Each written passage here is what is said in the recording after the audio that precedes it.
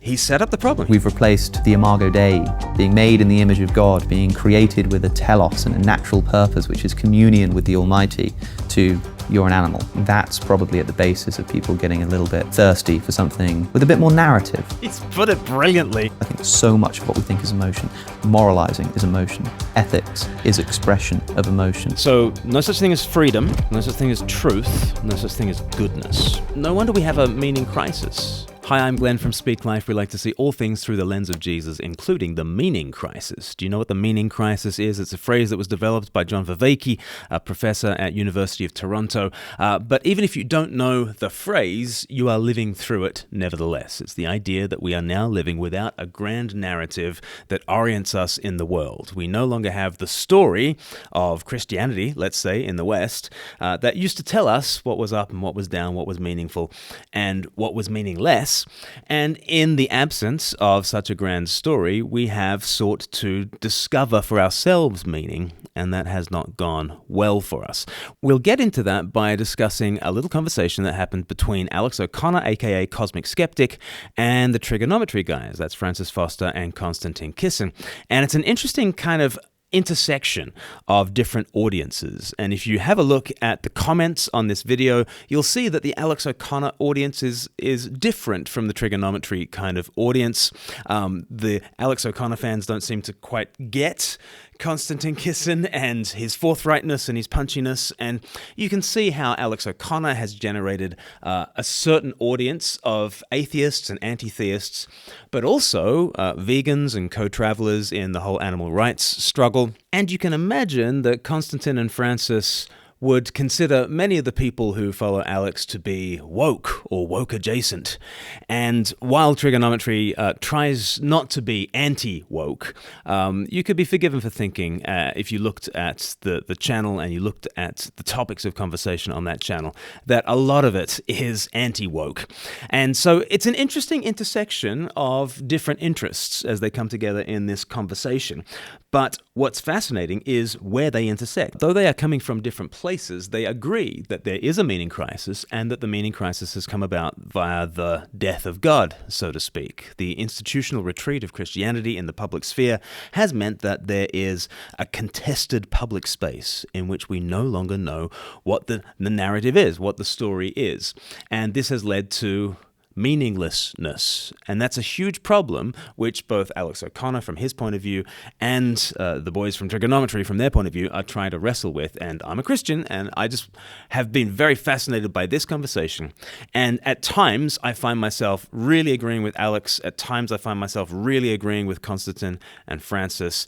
And at times, I find myself really disagreeing with both of them. And I just think that this will be an interesting journey as we see what we can agree with and where the Christian story actually provides the answers that we're all looking for. The conversation has been running for about half an hour when it finally gets around to religion. And this is the way that Konstantin raises the subject. We started on religion, and actually I think we should probably move on to religion, because what you asked was a question about religion and veganism, but actually what I think we're dancing around is something we wanted to talk about anyway, which is, I think we both have had Richard Dawkins on the show. Yes. And one of the threads of conversation, particularly in this space that we all kind of semi-inhabit with from different sides with different feet, etc., is essentially that while some people can be new atheists and have a great life, and Richard Dawkins is clearly someone, you know, who enjoys his life and is not devoid of meaning and blah, blah, blah, blah, blah, human beings are a religious animal. And in the absence of actual religion, we will begin to seek others, which is one of the reasons, to put it crudely, our society is so fucked up right now. The death of God is why we are where we are, and it's all your and Richard's fault. Well, that's one way of putting it. But isn't it interesting? We are a religious animal, and what are we going to do with the tendency that we all have as Homo sapiens? It's not just the case that religion is a part-time hobby for a few specialists at the fringes of society. It's a human universal in all societies, which means it must be adaptive, which means if we are Homo sapiens, then it's not just that we are the wise men, which interestingly enough was how the Enlightenment wanted to characterize the species of humanity. We are those who have wisdom, those who have intelligence. That's a very Enlightenment and quite a post-Christian way of considering the human animal. Perhaps it would be better to call us Homo adorans. We are those who love, rather than simply those who have wisdom. And I think Konstantin's language of we are religious animals puts us onto that truth.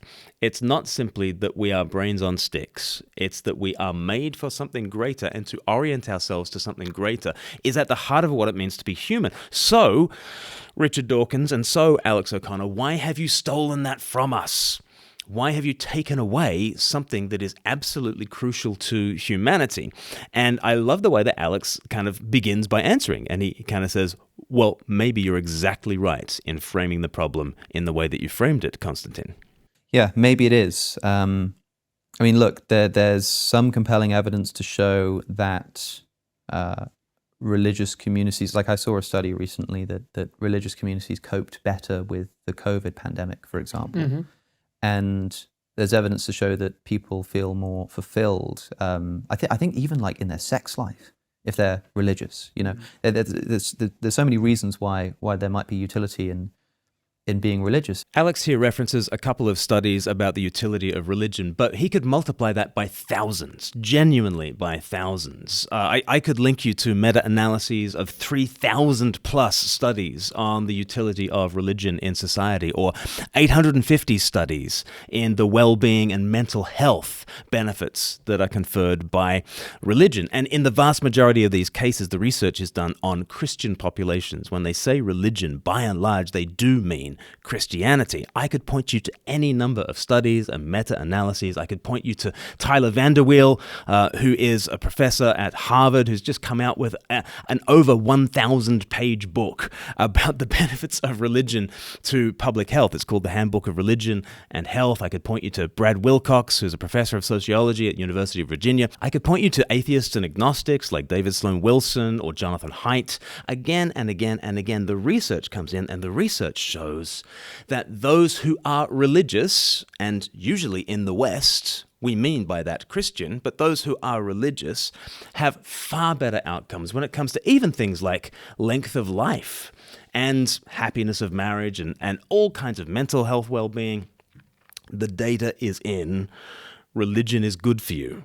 So it seems like Konstantin's hypothesis that we are religious animals is borne out by the data, and then Alex makes the point that, well, of course it would be borne out in the data, because if we've evolved to be religious animals, then religion must confer some kind of survival advantage on us. There might be utility in being religious, and I suppose my answer to that is to say, well, of course, because if I don't believe that this is true, I have to account for why it exists. It wouldn't if you've got this thing that isn't true and is unambiguously harmful for society, then why the hell would it evolve? Of course it must be doing something, right? Did you notice that he said, if something is true, why the hell would it evolve? And he's got this interesting kind of interplay between utility and truthfulness. And I wonder whether atheists are able, at the end of the day, to have a separate category for truth up here and utility down here. Whether at the end of the day, you're able to say that something is true even if it is maladaptive to survival.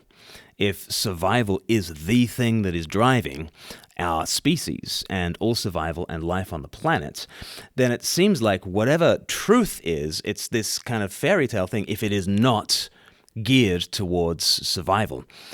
So Alex is setting up the issue really, really well and saying, of course, we are religious animals, the data shows it, and the logic of evolution would lead you to expect that, of course, populations that are more religious survive better and outcompete other potential societies that might not have that religious dimension to them.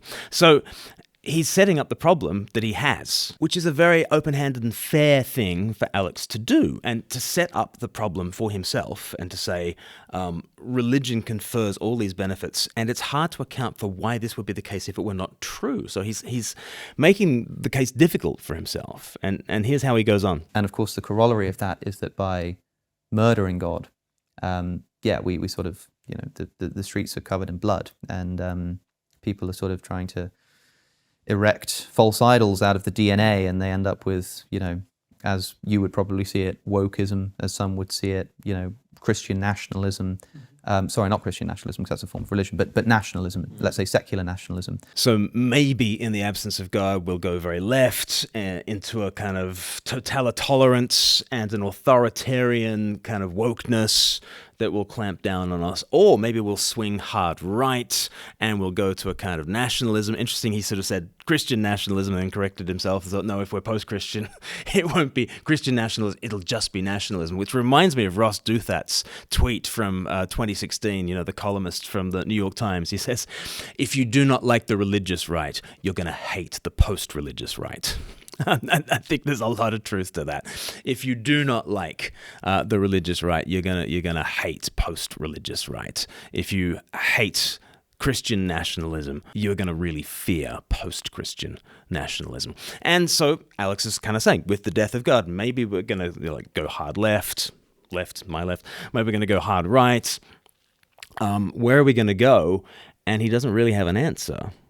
Which I think it's so refreshing to hear him kind of say, I don't know what the answer to this is. What he thinks is not true, I take it, is God, right? I think he takes his analysis as true leading up to this statement. He doesn't think God is true, and so that leaves him with the question. I don't have much more to say on this apart from asking, what do you want me to do here? And I'm not exactly asking you, because I don't think either of you are religious. I'm not sure. Maybe you're agnostic or Christian. Yeah. I don't know. But somebody says, well, look, if we remove religion from our society, things go downhill. Okay, what do you want me to do? I don't think this is true. Do I just sort of lie to my children? This is fascinating because he's basically saying back to Konstantin and Francis, you don't know what to do you? And then Alex is like, no, I don't know what to do. What should we do in the absence of a religion which Alex does not think is true? Am I meant to pass on an untruth to my children? Now, this is bringing into play all those questions about, well, what is this thing called truth if it is not aimed towards the survival of the species?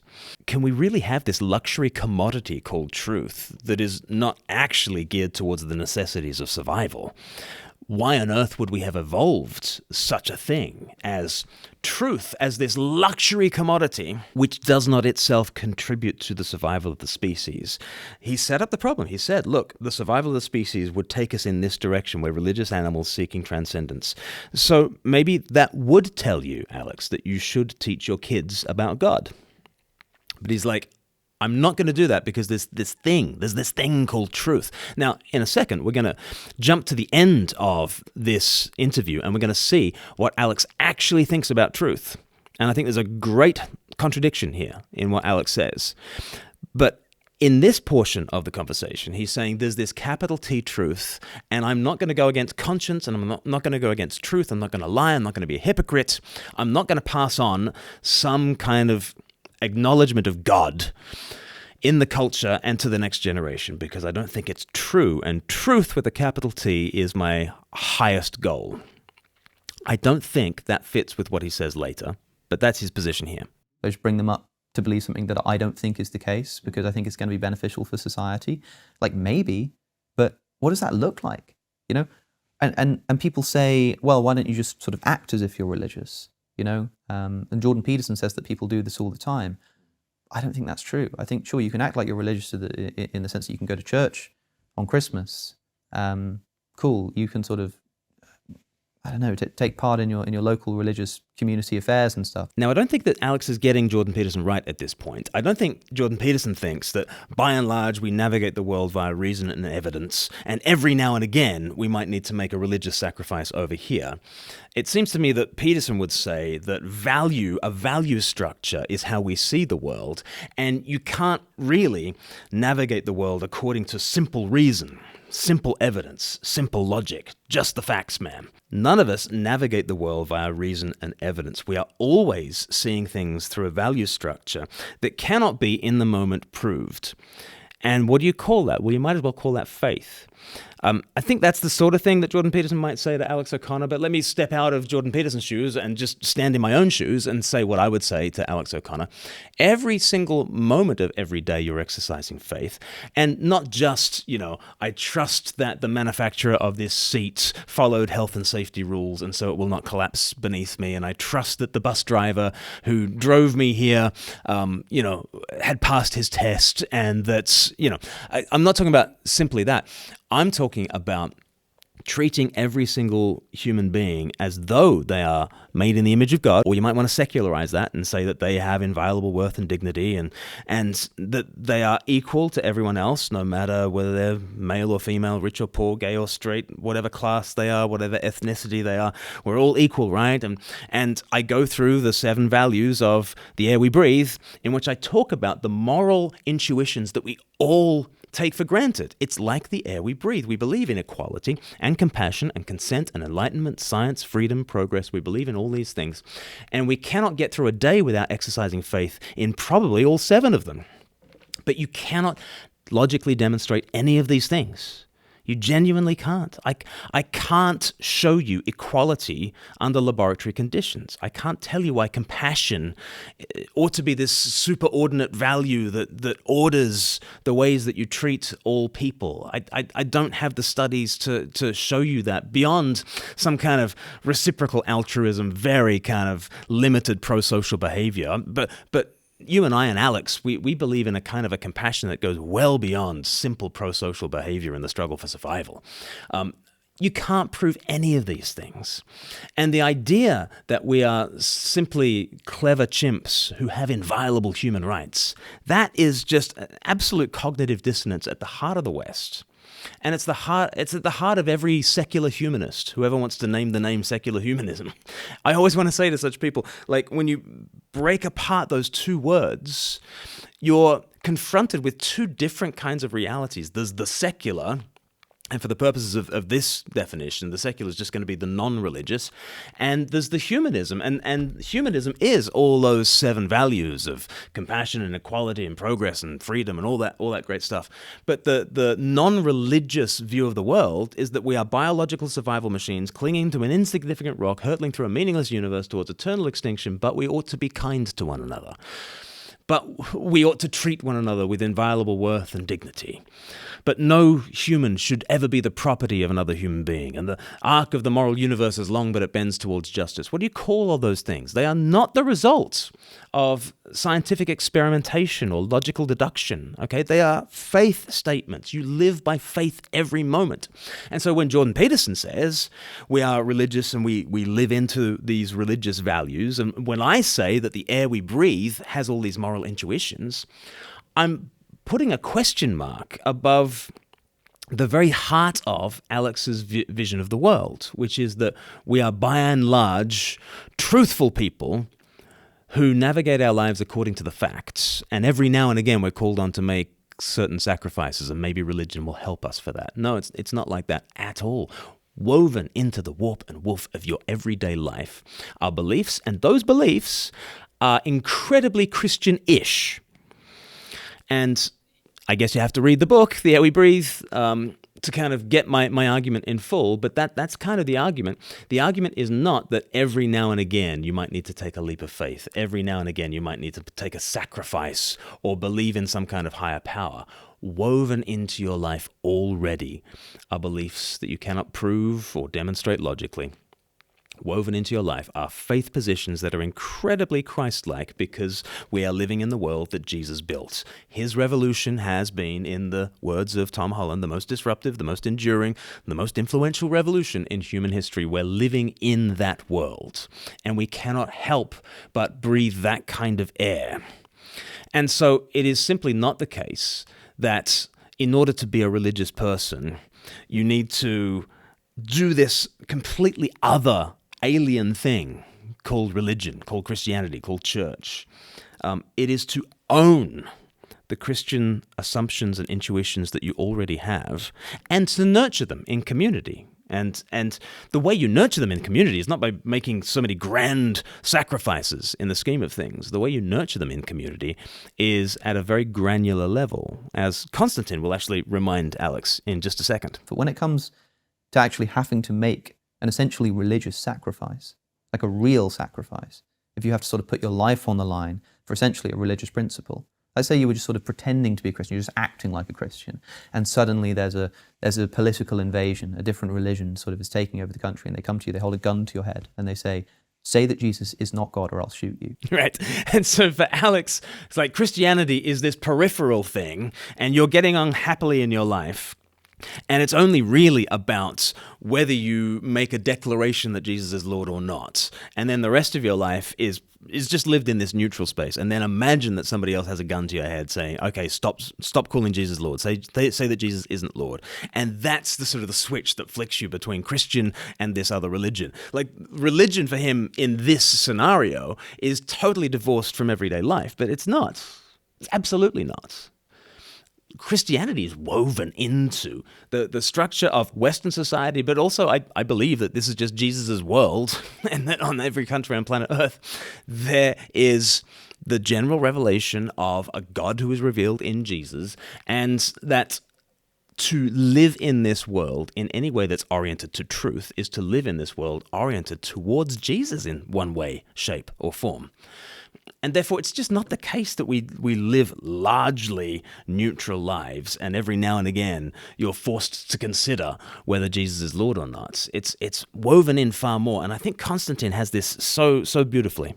In that moment, you're not going to pretend to be a Christian for the social utility. You're just going to throw it out immediately. Yeah, but that's right? not what people mean when they say act like you're a Christian. I don't think going to church is actually what they mean either. What they mean, so for example, Going to church would help them. Very much. Every time we have a meal here at the studio, we say grace, right? No, I don't think anyone here is religious. Well, no one who eats here is religious. The woman editing this is religious. I know her.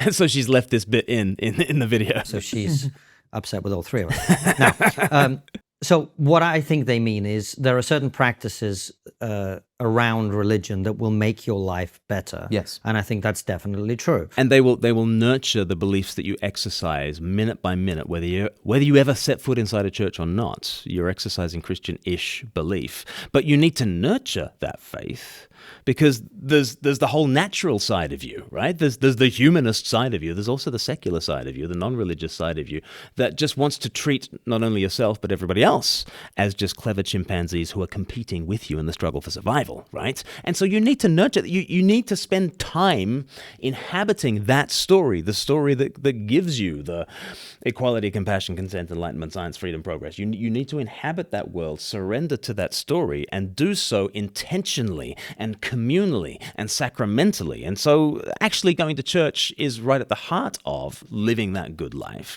And interestingly, Konstantin's like, well, I don't go to church, but we basically recreate church in our own little community. And we break bread together and pray. Like, what do you call that?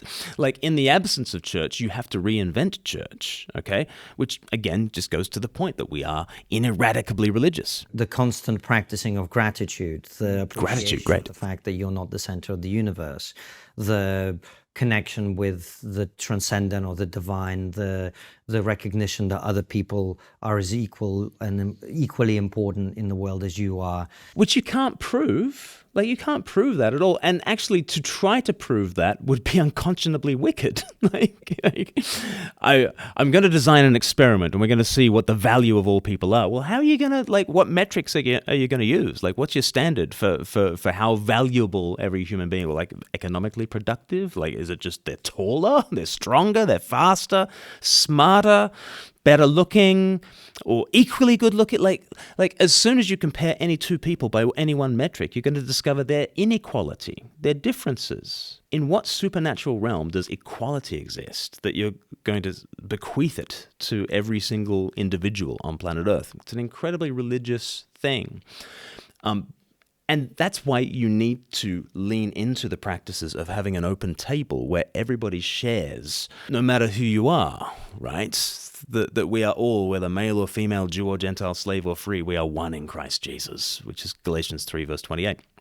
Like, and you need to practice that, and you need to lean into that. And Konstantin is exactly right. And the granularity of faith for Konstantin is exactly right. Like things like humility, things like gratitude, things like equality, things like seeing yourself as not the central character in the play. Well, these are practices that you need to lean into. And the only way you're going to see yourself as not the ideal character in the story is to submit to a story in which there is another hero who has gone on his hero's journey, and you play a role in his grander story, rather than I am the central character and I try to make everybody else a bit player in my grand drama, right?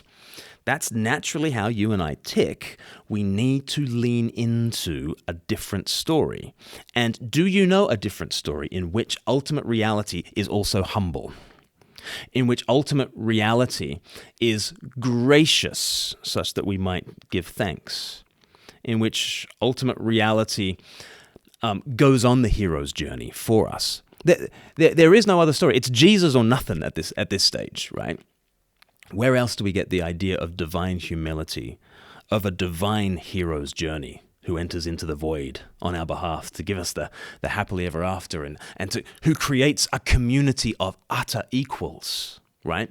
Where else are you going to find this? It's even as we're dancing around this and calling it religion, it's a very Jesus-y religion, if you ask me. The serving of others. Service. Where are you going to get a divinity who serves? You're describing Jesus, okay?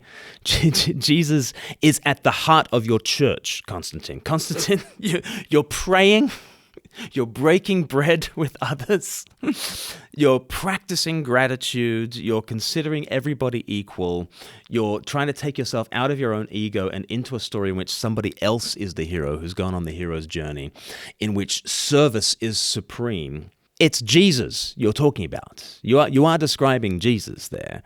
But while ever it's anonymized, you're never actually going to be leaning in the way that you're made to lean in to this. Because while ever it's anonymized, you will start to look at yourself doing these practices and aren't I wiser than the average bear, having generated this church, having generated this communal practice, having generated these prayers. If you're not submitting to something that's already there, and there is something already there, it's called Christianity, but without submitting to that thing that's already there, actually the humility starts to be undercut, right? And the gratitude starts to be undercut because you're not naming the one you try to thank. You know, to thank, you need to thank someone, right? It needs to be brought out of the realm of anonymity. And at that stage, I'm going to say, yeah, go to church. And yeah, teach your kids to go to church and bring your family to church. I am going to say that, but I think I'm not just saying that because there's a rule somewhere in the Bible that says you got to go to church. I am saying that because of everything that you've said, Konstantin. You've said we are religious animals and we need to practice this gratitude and all that great stuff.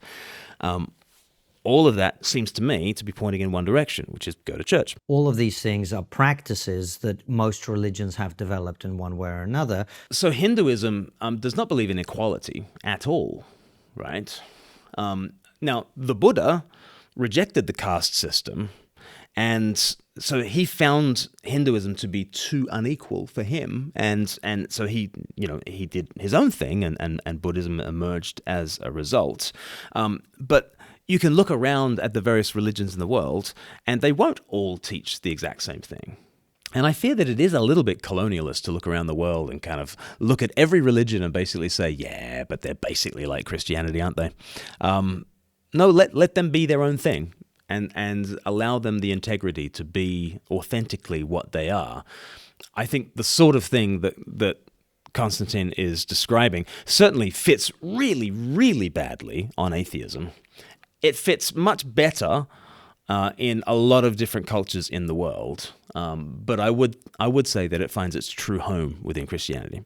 That a secular person is unlikely to get themselves into because they're not natural to human beings. It's not natural to put other people ahead of yourself. It's not natural to practice gratitude. Most people particularly in our society, don't, right? I love that, because I'm always saying, you might think you don't believe in the supernatural, but every time you believe in compassion, let's say, you are believing in something that's supernatural, because the natural world is survival of the fittest and the sacrifice of the weakest. So what is it that will make you believe in the supernatural? Well, I guess the supernatural is to believe that the fittest was sacrificed for we, the weakest, so that we, the weakest, might survive, and not only survive, but thrive and pass on a compassion revolution. AKA, this is Christianity I'm talking about.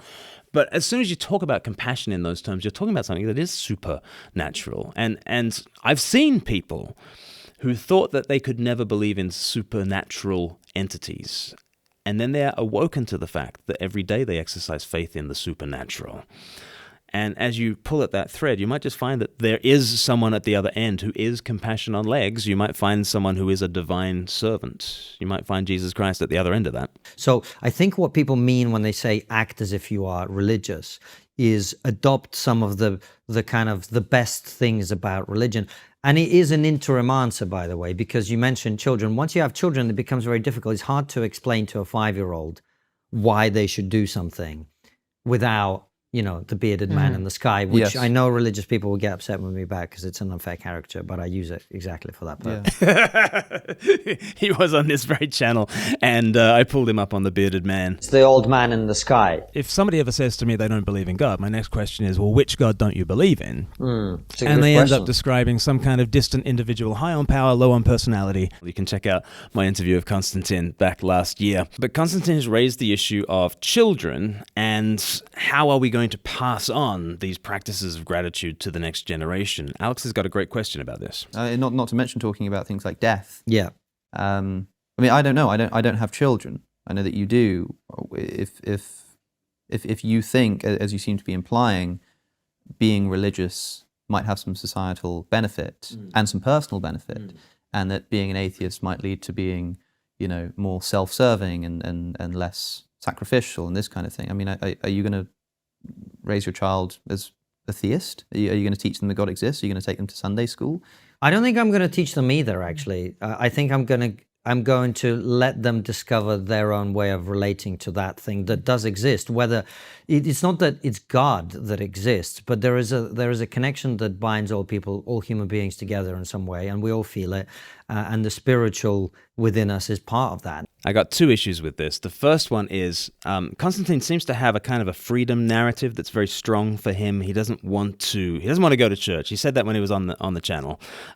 He said, "You're not going to find people my age coming to church," which I thought was funny, because I think I'm pretty much the same age as Konstantin, and I think probably the median age of our church is quite a bit younger than Konstantin is. But he's putting words to what a lot of modern people feel about church, which is, don't pin me down, man. And just the other day, Jordan Peterson said exactly the same thing. When somebody was trying to pin him down to, why don't you go to church, Jordan, he said this.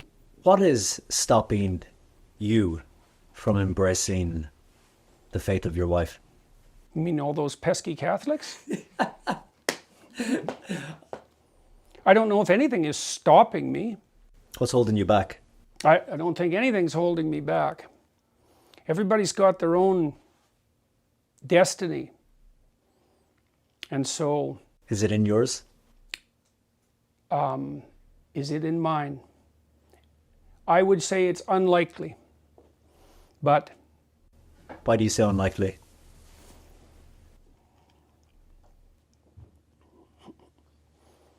I exist on the borders of things. So...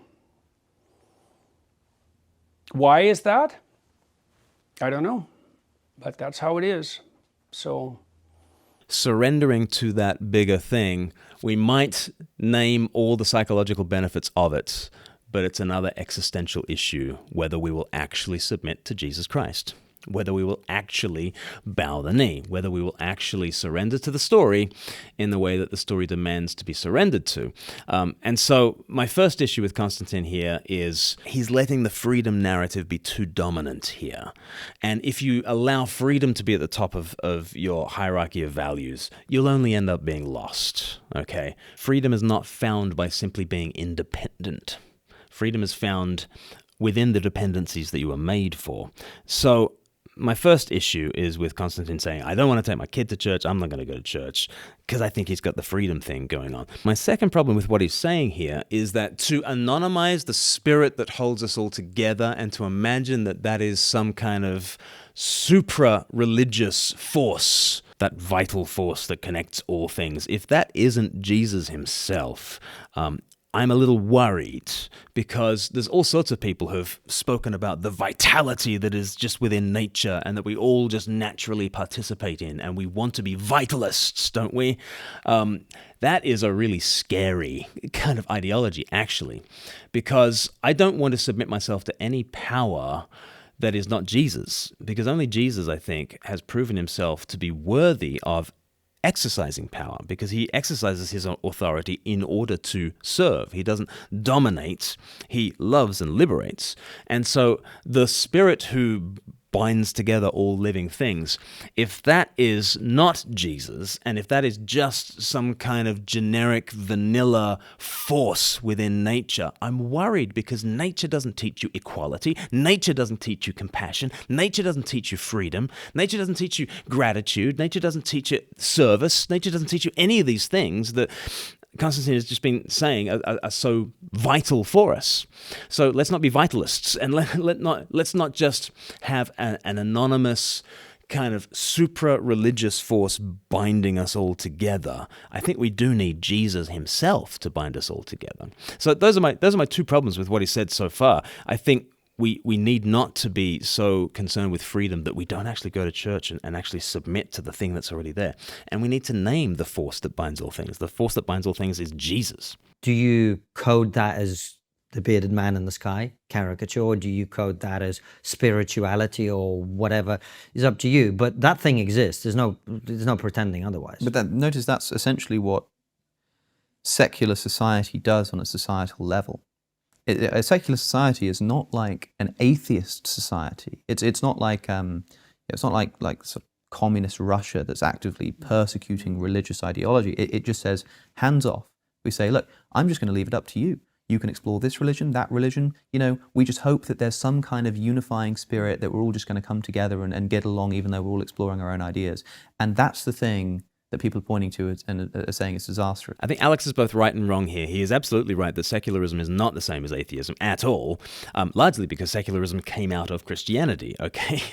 It's a Christian worldview that says the religious dimension is something that is vertically taken care of by Jesus, and through his once and for all sacrifice, he clears a space so that horizontally and in our own lifespans, there is a secular sphere, and we don't need to constantly be trying to connect ourselves to the heavenly realities and make ourselves good people. You don't make yourself a good person. Jesus has done all that, and you don't propitiate all the gods and godlets out there, and you don't have to make sacrifices everywhere in order to kind of negotiate with life.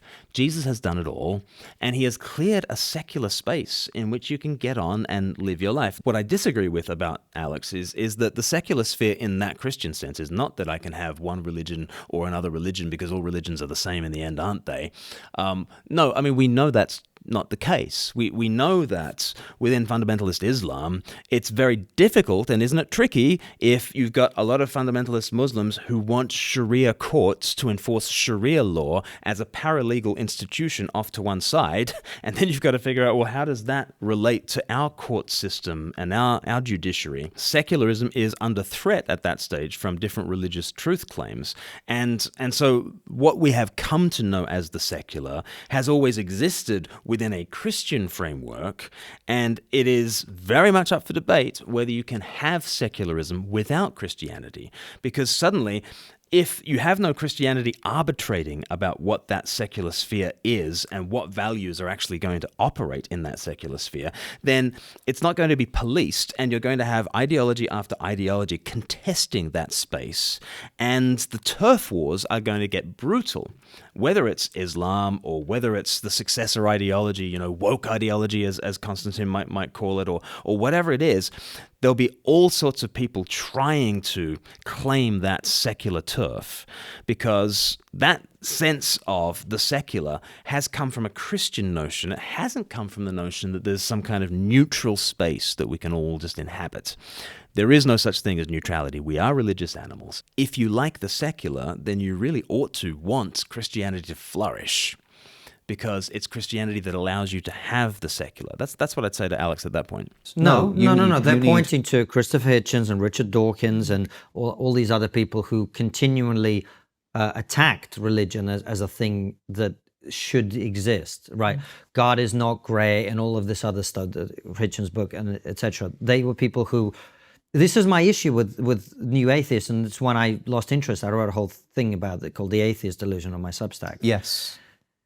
It's not that people shouldn't question religion. It's the denigration of religion. Has that been beneficial? And that's where I started to lose my faith in atheism. That's a good point by Konstantin. Just saying, look, the new atheism seems to be so anti-religious that surely hasn't been good for society, right? A little later in the interview, Francis asks this question about the meaning crisis. And looking at the younger generation, do you think they're suffering through a lack of spirituality, or are they replacing it with something else? We've spoken about wokeism, but is there something else that's bubbling under the surface? Well, people are suffering from a lack of meaning. That's an interesting way for Alex to put it. They're suffering from a lack of meaning.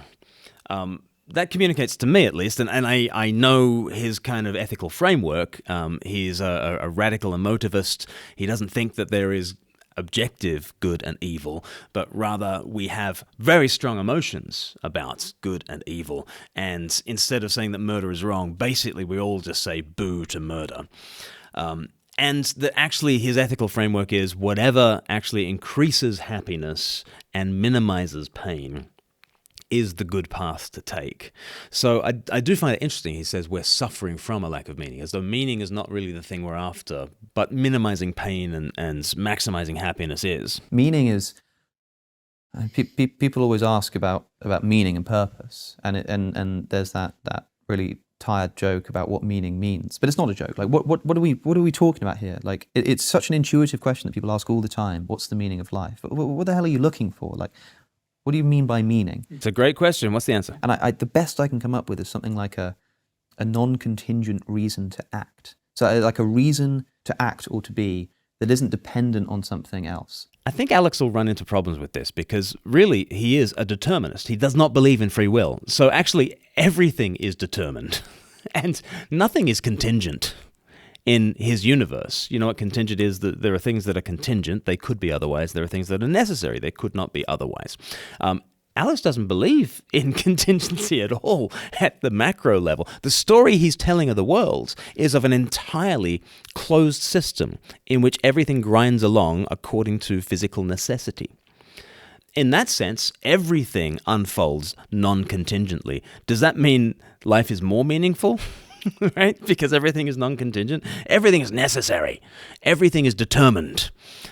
There are higher causes to everything that you do. Of course there are higher causes to everything that you do. But the buck doesn't stop with you as a choosing individual. The buck stops with a closed system that grinds along with natural necessity. But that doesn't make my life more meaningful, I don't think. I don't think Alex's view of meaning makes a lot of sense, actually.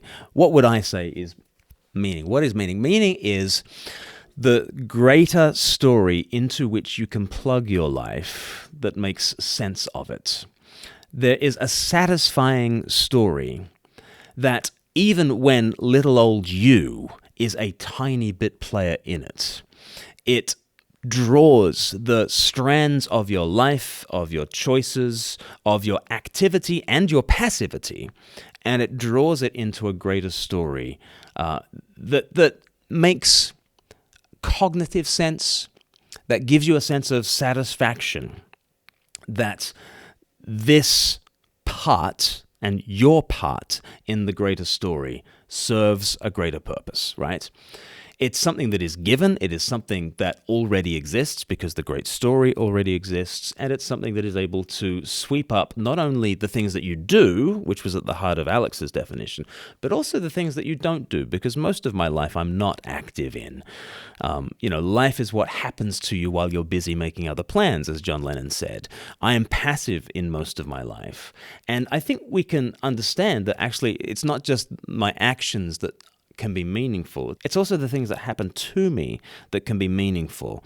The word passion is taken from the same word as we get passive from, and it's also the word that's associated with suffering, like compassion and empathy. All these are kind of in a cluster of meanings in which suffering is something that happens to me, but I believe that even in the passivity of suffering, it can be meaningful. I can even have a meaningful death, and there's nothing more passive than dying. Dying is something that happens to you, and yet you can have a meaningful death, can't you?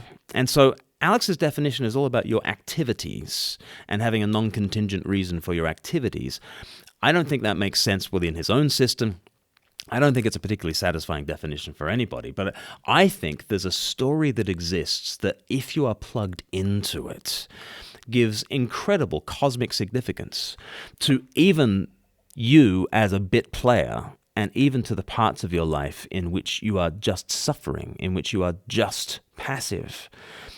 There is a story that is maximally great, because the greatest figure, Christ, descended to the deepest depth, hell, in order to have the greatest effect on the world for the longest duration, eternity.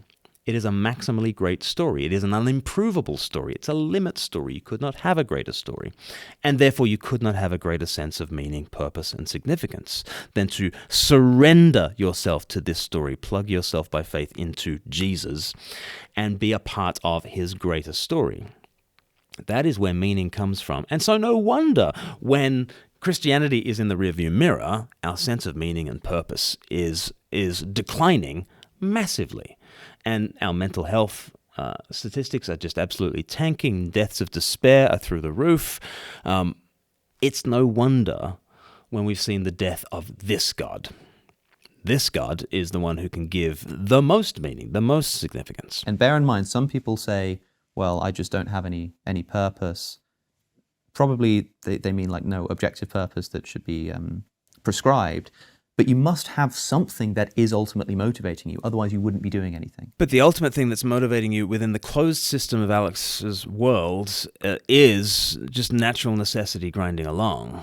And we really are cogs in that machine, which doesn't give us a very satisfying sense of purpose, I wouldn't have thought.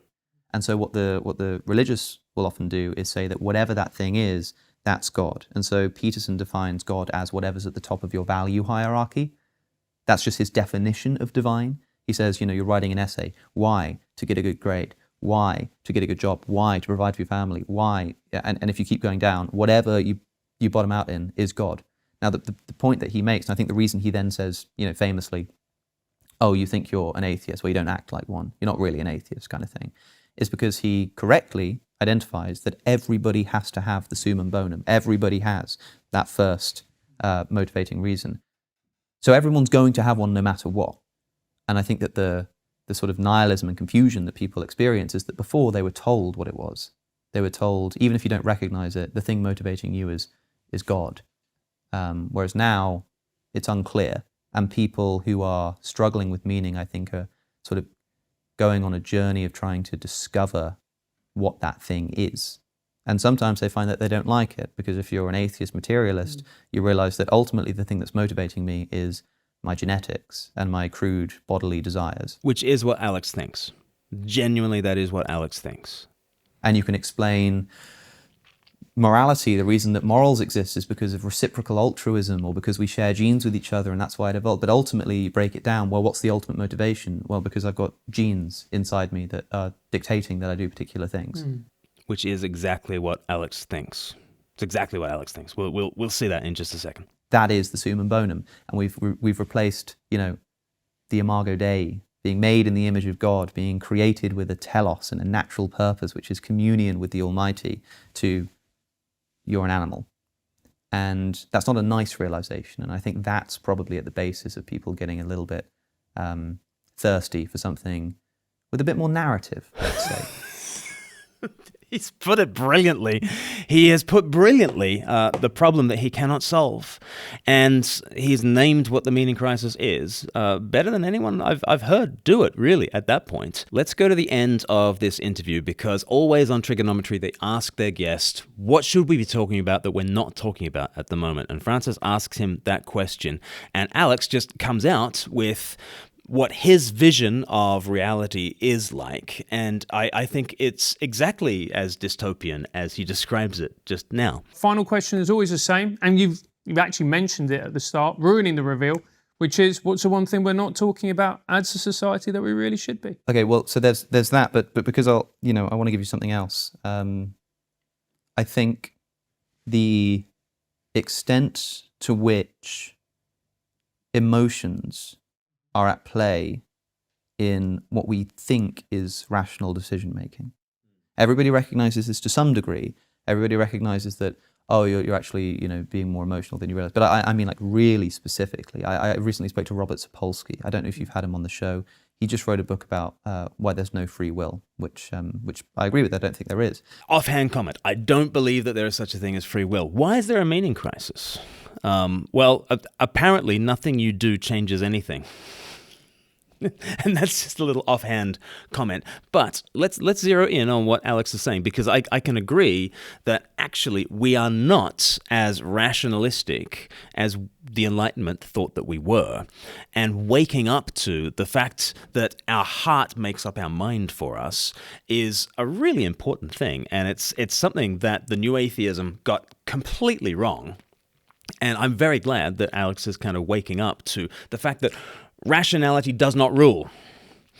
Now, Alex also has a podcast that's called Within Reason, and he might want to rethink. He might want to rethink that title. He used to be known as Cosmic Skeptic. He now goes by his Christian name, Alex O'Connor, and now he's got this podcast called Within Reason. But I wonder whether he wants to rethink the reason side of things, because it turns out Alex is a radical emotivist that actually everything boils down to our emotions about things, our cognitive states about things, and rationality does not rule. And as part of discussing that, he talked about this so-called hungry judge phenomenon. I don't know if you've come across this. Do you know the hungry judge phenomenon? They did studies on judges, and they were far harsher in their sentences when they were further away from having eaten. The hungrier they are, the more rough justice they kind of dish out. And the more satiated they are, the more compassionate they are. And that is a study that sits well with a radical emotivist, somebody who thinks that actually what's going on in the world is not about objective good and evil, nor about objective truth and falsehood, and certainly not about objective beauty and ugliness.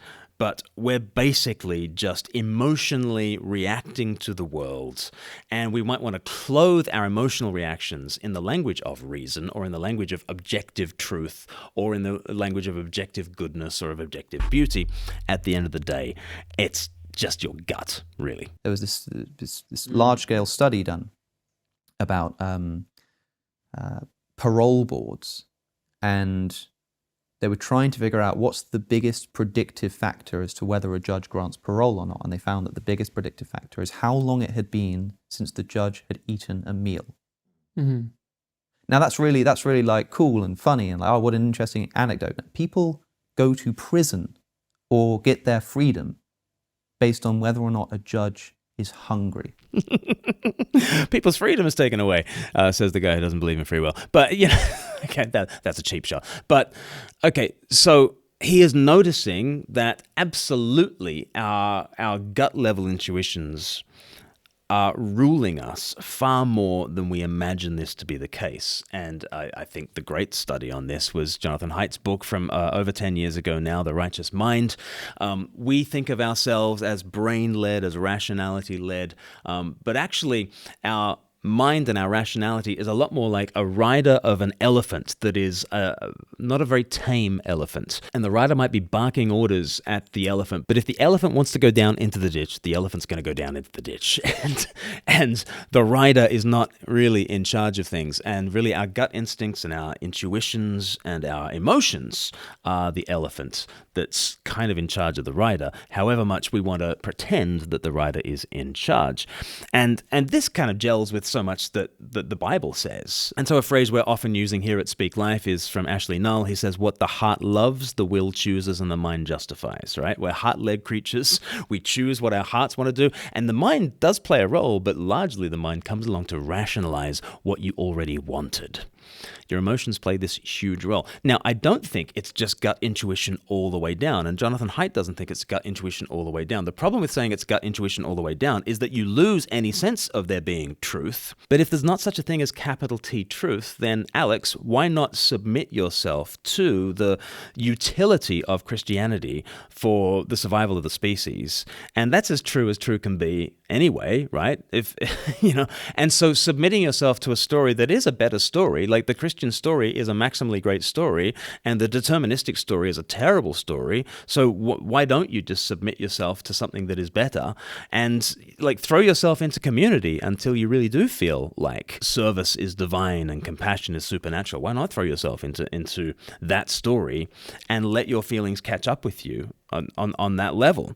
But we can't really believe in radical emotivism to that degree, because at that point we've traded away all kinds of rationality. And I don't think you would then be able to trust the kind of mind that came up with radical emotivism. Our minds need to be tracking truth as well as just serving our primal instincts. And if they're not tracking truth, then really we should discount all rational discourse, including rational discourse about radical emotivism. You see what I mean?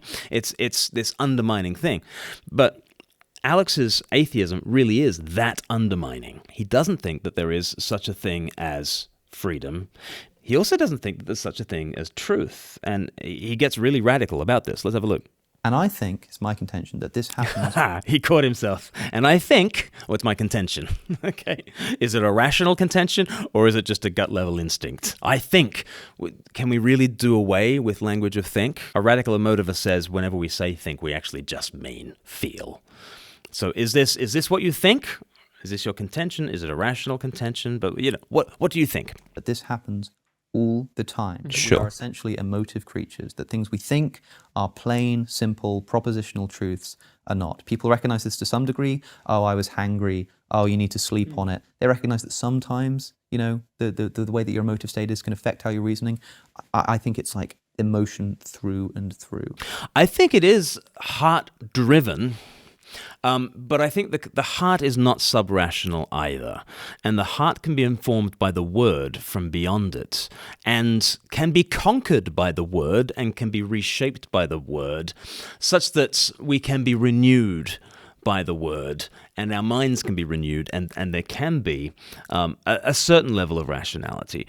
I think the danger of going full radical emotivist, just like Alex says he does, is that you then undercut your very ability to be a radical emotivist, because that's a thought, right? That is a thought, and it is a theory that seeks to explain things rationally.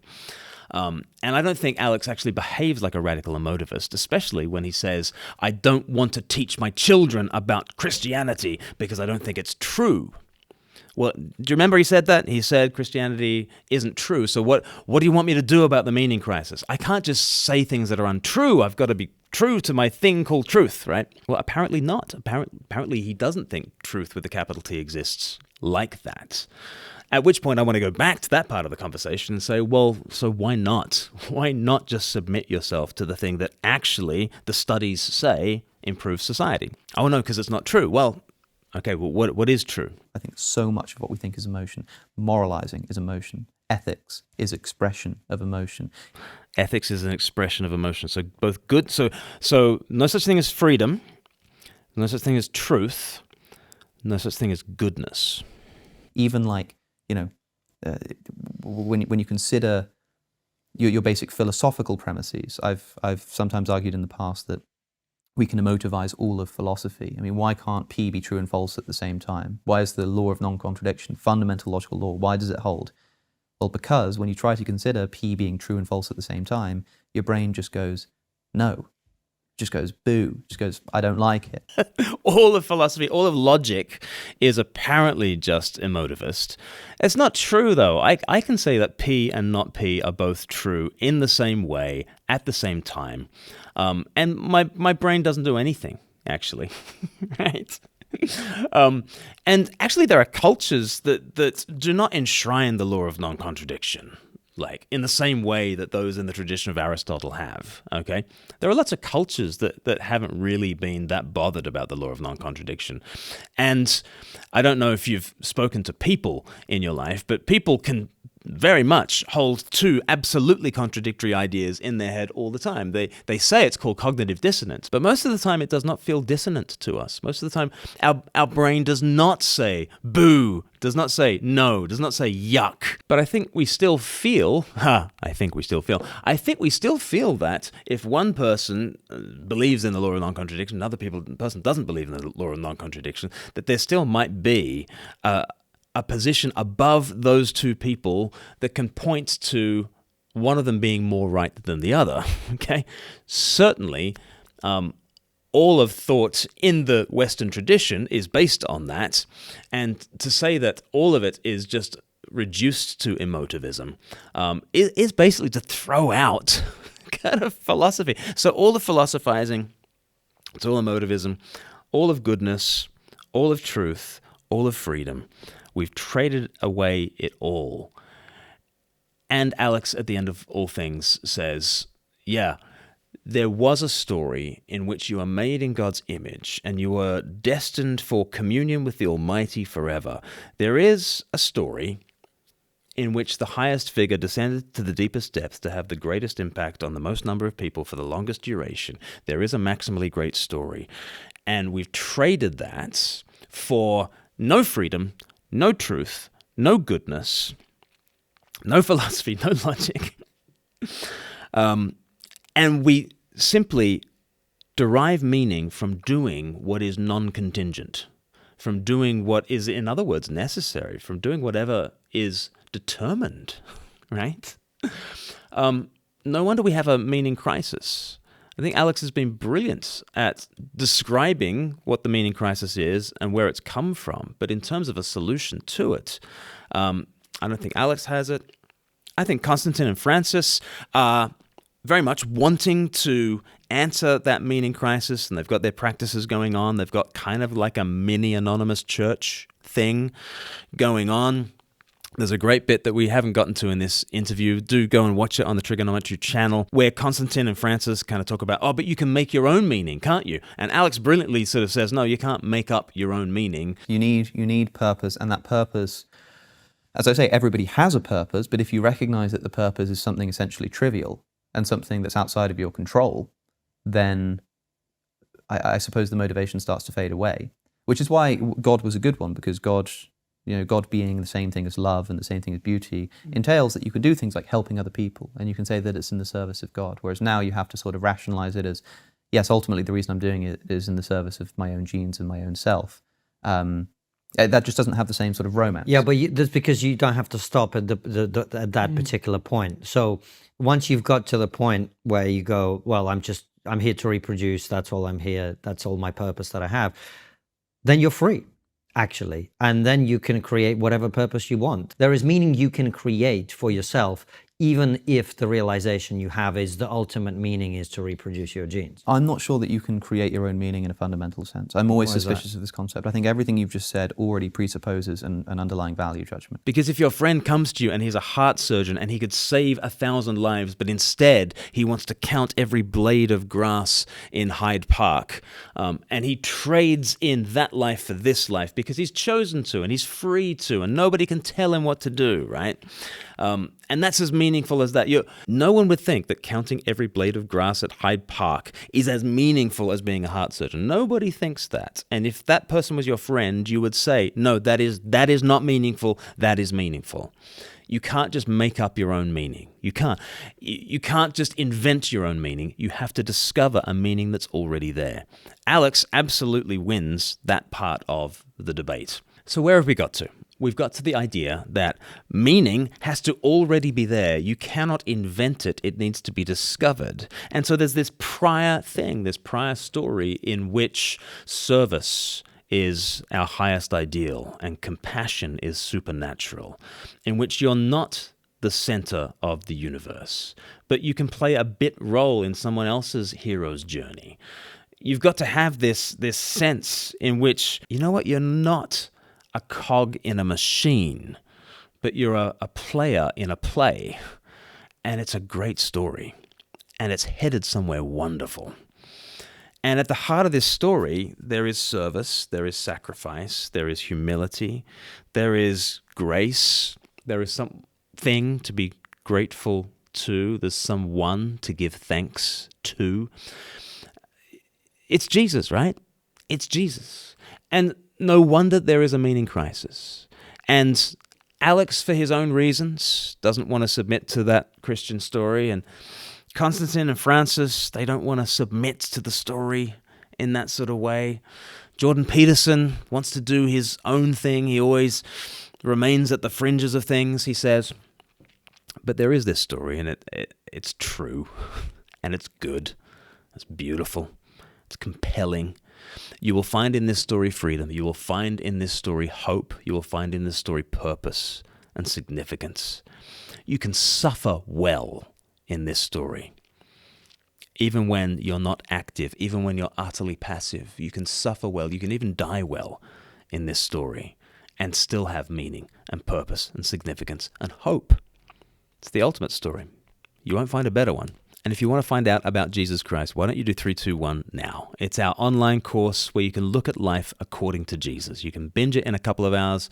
You can do it over 8 sessions. There's all sorts of extra bonus material you can do. You can join us in a chat community and ask me any question that you've got about Jesus and God and faith and life and meaning and purpose. You can ask all those questions because we think they have answers. They have answers in Jesus. Why don't you check him out? Well, if you've got this far in the video, it definitely deserves a like, don't you think? And why don't you subscribe to us so we can catch you on the next one? See ya.